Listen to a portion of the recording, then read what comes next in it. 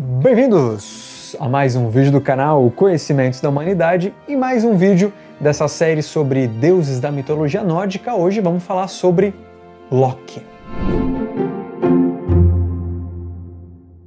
Vamos lá, pessoal. Recentemente, num vídeo que eu fiz do Thor para vocês, eu falei um pouco lá da Marvel, e não tem como falar de Loki e hoje em dia não falar um pouco da Marvel, né? O ator é incrível, o personagem que ele faz se torna incrível, é muito legal mesmo. No jogo de videogame God of War, a gente tem Loki ali, eu não vou dar spoiler, mas é muito legal como ele entra na trama, ele é muito sensacional. E a gente também na série Vikings tem ali referências a Loki, então vamos falar dele, é um personagem curioso, no mínimo ambíguo. Aqui no canal eu já falei que ele é meio que o Saci da mitologia nórdica, porque ele é meio trapaceiro, não dá pra confiar muito nele, e eu queria explicar pra vocês o porquê e, claro, falar um pouquinho dele. Em primeiro lugar, é aceito que ele é um gigante. Nós sabemos que o pai dele, chamado Farbauti, é um gigante, e a mãe dele, que é Laufey, não se sabe ao certo se ela é uma deusa, uma giganta, não se sabe. Mas é aceito, então, por conta dessa paternidade,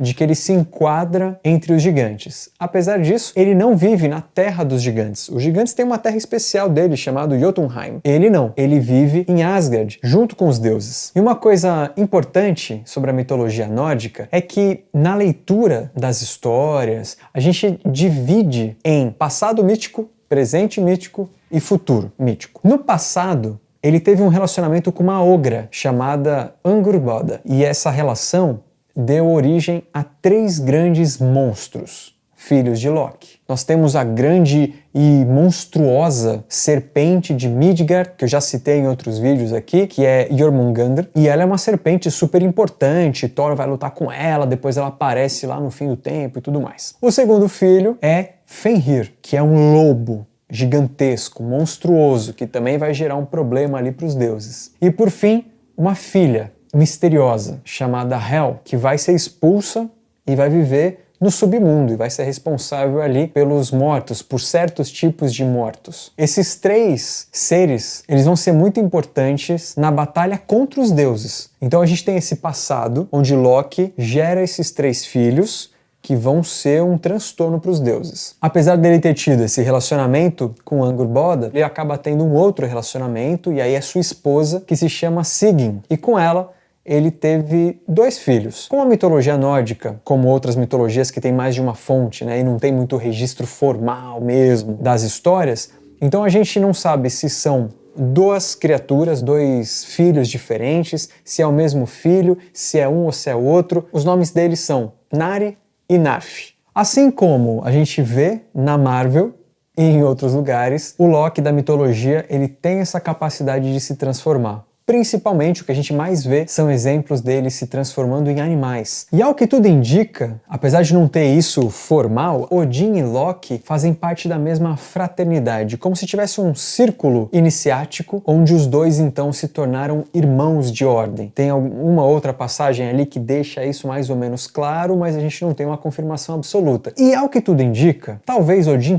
tenha feito isso para minimizar os problemas que Loki causou, ou causaria, que não deu em nada. Por quê? Então, no passado mítico a gente tem esse imbróglio aí entre os deuses e os filhos de Loki. E aí, passa o tempo, no presente, a gente tem Loki vivendo com os deuses. Então Loki vive em Asgard. E é exatamente por isso que ele é chamado, ele é convidado, ele participa de várias histórias, de várias jornadas e várias aventuras. E é justamente graças a Loki que os problemas acontecem. Então a gente tá lá, tá na boa, a história tá começando, de repente Loki vai e faz alguma coisa, promete entregar para um gigante Thor desarmado, ou então entregar para um outro gigante a deusa da juventude, né, que permite que os deuses permaneçam jovens e não morram de velhice, entre várias outras histórias que tem disso. Porém, Loki sempre se esforça para resolver o problema. Sempre não. No período médio ali do presente, ele se esforça bastante. Então, nesse exemplo mesmo que eu dei do martelo do Thor roubado, ele tá lá, junto com o Thor, para ajudar. É claro que ele também não quer perder o Thor vestido de mulher, mas tem esse movimento, né? Ele tenta ajudar. No vídeo de Odin, eu também falei de como o cavalo de Odin foi gerado. E é muito interessante essa história, porque Loki tem agora o desafio de fazer com que o gigante ali, ele não termine uma tarefa, senão os deuses vão ter um problema. E esse gigante, ele tem um cavalo que ajuda na tarefa que ele está cumprindo. Loki vai lá, se transforma numa égua e ele, como uma égua, seduz o cavalo e corre para a floresta. Só que nessa corridinha para a floresta, ele tem um relacionamento com o cavalo, o que gera, então ele gesta o cavalo de Odin, que é um cavalo especial, um cavalo de 8 patas, é o cavalo mais rápido de toda a mitologia. É claro que a gente começa a perceber que talvez ele faça de propósito, ele faça o mal, essas trapaças de propósito, por ter sido descoberto e medo da punição,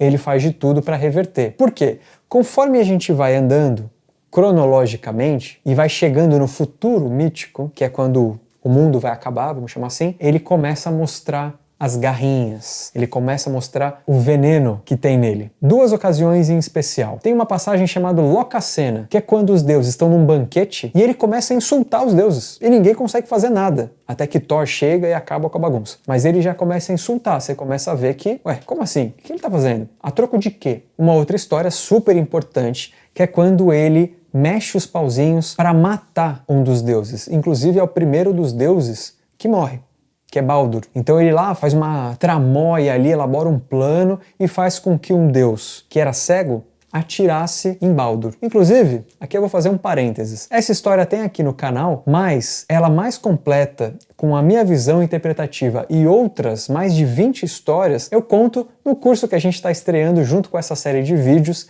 que é o curso de mitologia nórdica. E eu vim do futuro para falar para vocês que a gente estruturou esse curso de uma forma muito especial. Espero que vocês gostem. Dê uma olhada na descrição do vídeo, que tem o link para vocês olharem todo o cronograma. Basicamente, a gente começa fazendo algumas considerações iniciais e depois eu faço uma contextualização sobre quem eram os nórdicos, para finalmente a gente entrar na mitologia, mas iniciando com personagens, criaturas mitológicas, mundos, a tal da Yggdrasil, o que era, o que acontecia em cada mundo, tem coisas que a gente acha que sabe, que vê na internet, mas que não é, principais deuses, tem deus daqui, tem deus dali, tem um personagem lá, quem eram os gigantes, no fim das contas, eram gigantes mesmo? Quem que eram essas criaturas? E num segundo momento, ou num terceiro momento, a gente entra nas histórias, nas narrativas. Eu conto para vocês, desde a criação do mundo, o passado mitológico, como os deuses vão se estruturando, chegando a percepção ou a identidade que a gente conhece, com as minhas interpretações sobre esses momentos até o presente mitológico, onde a gente tem um monte de histórias incríveis. Conto ali uma saga em especial no final desse presente mitológico para finalmente a gente entrar no futuro, que é o crepúsculo dos deuses, o momento em que os deuses vão realmente enfrentar um problema. Então, dá uma olhada aqui. No início, nesse primeiro mês de lançamento do curso, tem desconto, então dá uma olhada, 25%, aproveite. Fechando parênteses agora, existe toda uma história muito interessante, em que inclusive Odin vai para o reino do inferno, né, para o reino subterrâneo, conversa com Hel para entender o que está acontecendo. No fim das contas, o ardiloso Loki acaba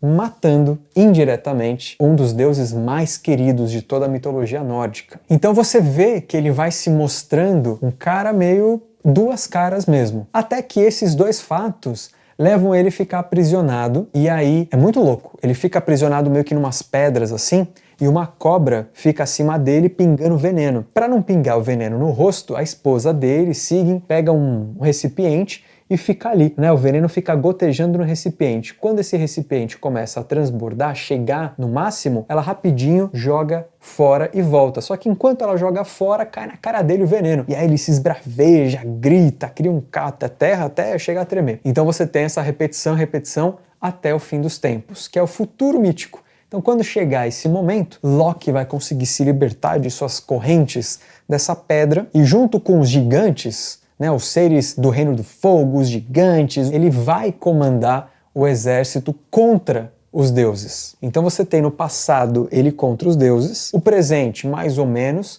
e no futuro de novo contra. Então a gente já vê que ele não tem nada de duas caras não, ele tem uma cara muito bem definida que é contra os deuses. No próprio Ragnarok, ele acaba se encontrando morto junto com Heimdall, que é o guardião da ponte que liga os mundos ali, né? Então eles já têm uma primeira briga no presente, mítico, que é por conta do colar de uma das deusas. Então eles brigam, um vai atrás do outro, aquela coisa toda, e eles ficam com essa rixa. Lá no Ragnarok, eles brigam e acabam morrendo os dois juntos. Não se sabe exatamente o que aconteceu, tem uma névoa ali que a gente não sabe a história dessa briga, mas quando a névoa baixa, estão ali mortos.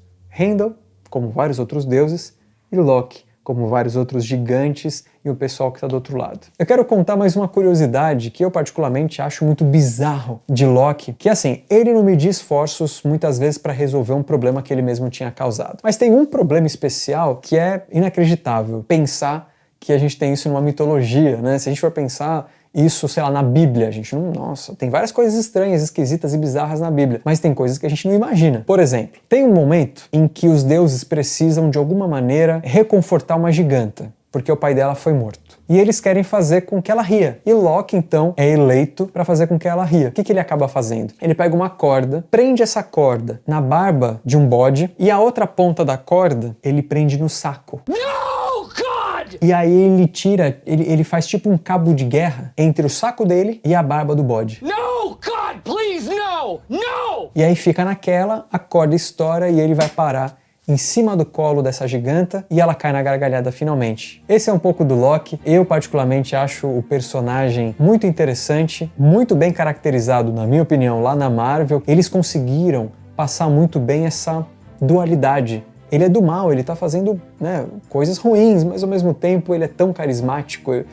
Então é muito legal que eles conseguiram de alguma maneira trazer esse sentimento pra gente, pelo menos pra mim. Coloca aqui embaixo. O que mais? Tem alguma história em especial que você gosta, alguma característica dele que eu esqueci de falar e que você acha que é importante? Curta esse vídeo, se inscreva no canal. Para mais informações sobre o curso de mitologia nórdica tem na descrição. Nos vemos no próximo vídeo. Um beijo no seu coração e até lá.